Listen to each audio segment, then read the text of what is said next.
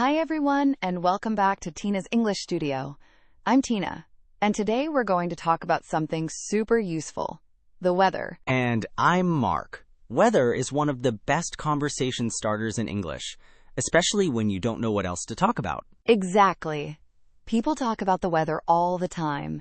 It's a great way to start a conversation with anyone. So Mark, what's the weather like where you are today? Well, it's absolutely freezing here. It's really cloudy and gray, and I think it might snow later today. I'm not looking forward to it. Wow, that sounds cold.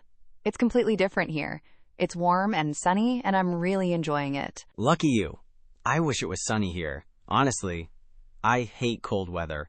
It makes me want to stay inside all day. I understand. I love sunny weather, but I don't like it when it gets too hot and humid. That's uncomfortable. Me too. So what's your favorite type of weather, Tina? I love warm spring days the best. You know, when it's not too hot and not too cold, just perfect. What about you? I really love autumn weather. It's crisp and fresh, and the leaves change beautiful colors. It's so nice. That does sound lovely. Okay, let's learn some important weather phrases that you can use in English conversations. These are really helpful. Great idea. Number 1 is, what's the weather like? This is the most common way to ask someone about the weather. Right. You can also say, how's the weather? Or, what's it like outside? All of these mean the same thing. Number 2 is, it's sunny. This means the sun is shining brightly. You can also say, it's a beautiful day. And number 3 is, it's rainy. This means water is falling from the clouds.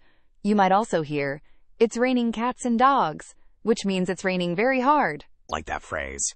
Number 4 is, it's cloudy. This is when you can't see the sun, because there are clouds covering the sky.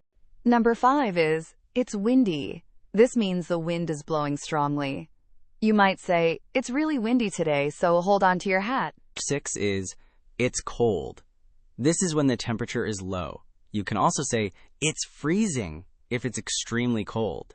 And number 7 is, it's hot. This is when the temperature is high and it feels warm. You might say, it's boiling if it's very, very hot.